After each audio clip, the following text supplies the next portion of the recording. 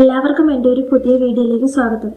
ഇന്നത്തെ റെസിപ്പി മുട്ടയും പഴവും വെച്ചുകൊണ്ട് ഉണ്ടാക്കിയെടുക്കാൻ പറ്റുന്ന ഒരു അടിപൊളി സ്നാക്സ് ആണ്.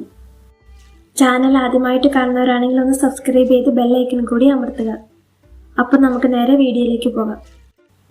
നമ്മുടെ ഈ സ്നാക്സ് ഉണ്ടാക്കാനായിട്ട് ഞാനിവിടെ ഒരു ബൗളിൽ ഒരു മുട്ട പൊട്ടിച്ചെടുത്തിട്ടുണ്ട്. ഞാനിപ്പോൾ ഒരു മുട്ടയാണ് ഇവിടെ എടുത്തിരിക്കുന്നത്. അതിന് പകരം 2 മുട്ടയോ അല്ലെങ്കിൽ 3 മുട്ടയായാലും നമുക്ക് എടുക്കാം. ഇനി നമുക്കിതിലേക്ക് ആവശ്യമായ പഞ്ചസാര ചേർത്ത് കൊടുക്കാം. നിങ്ങളുടെ മധുരത്തിനനുസരിച്ചുള്ള പഞ്ചസാര ചേർത്ത് കൊടുക്കാവുന്നതാണ്. ഇനി നമുക്കിതിലേക്ക് കുറച്ച് പാലും കൂടി ചേർത്ത് കൊടുക്കാം.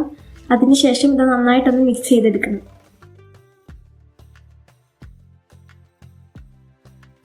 ഇനി ഇത് നമുക്കൊരു സൈഡിലേക്ക് മാറ്റി വയ്ക്കാം. അപ്പം നമുക്കിനി ഇതിൻ്റെ അകത്തേക്ക് വേണ്ടത് 3 ബ്രെഡാണ്.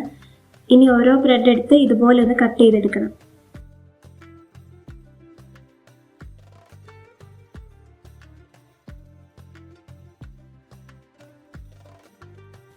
ഒരു ബ്രെഡ് ഞാനിപ്പോൾ ഇതുപോലെ ഒന്ന് കട്ട് ചെയ്തെടുത്തിട്ടുണ്ട്. അപ്പോൾ ബാക്കിയുള്ള ബ്രെഡെല്ലാം ഇതുപോലെ ഒന്ന് കട്ട് ചെയ്തെടുക്കണം.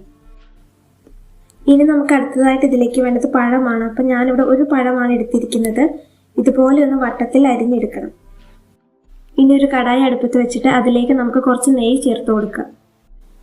നെയ്യ് ഒന്ന് ചൂടായി വരുന്ന സമയത്ത് നമുക്ക് അരിഞ്ഞു വെച്ച പഴം നമുക്കിതിലേക്ക് ചേർത്ത് കൊടുക്കാം.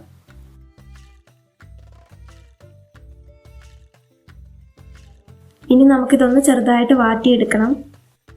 മുഴുവൻ ഇതുപോലെ ഒന്ന് കളർ മാറി വരുന്ന സമയത്ത് നമുക്ക് വേറൊരു പാത്രത്തിലേക്ക് മാറ്റി വയ്ക്കാം. ഇനി നമുക്ക് ഈ കടായിലേക്ക് തന്നെ കുറച്ച് നെയ്യും കൂടെ ചേർത്ത് കൊടുക്കാം. അതിനുശേഷം നമ്മൾ കട്ട് ചെയ്ത് വെച്ചിരിക്കുന്ന ബ്രെഡ് വെച്ച് കൊടുക്കാം. ഇനി നമുക്കിതിലേക്ക് വാട്ടിയെടുത്ത പഴം കൂടി വെച്ച് കൊടുക്കണം.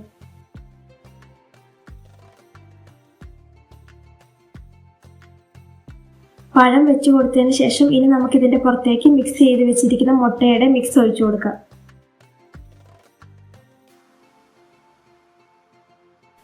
രണ്ട് ഭാഗവും നന്നായിട്ടൊന്ന് മൊരിയിച്ചെടുക്കണം. അപ്പം നമ്മുടെ സ്നാക്സ് ഇപ്പോൾ ഇവിടെ റെഡിയായി വന്നിട്ടുണ്ട്. അപ്പോൾ ബാക്കിയുള്ളതും കൂടി ഇങ്ങനെ തന്നെ ഒന്ന് മൊരിയിച്ചെടുക്കണം. അപ്പോൾ എല്ലാവരും ഇതൊന്ന് ട്രൈ ചെയ്ത് നോക്കുക. അപ്പോൾ ഇത്രയുള്ള ഇന്നത്തെ വീഡിയോ ആദ്യമായിട്ട് കാണുന്നവരാണെങ്കിൽ ചാനലൊന്ന് സബ്സ്ക്രൈബ് ചെയ്ത് സപ്പോർട്ട് ചെയ്യുക.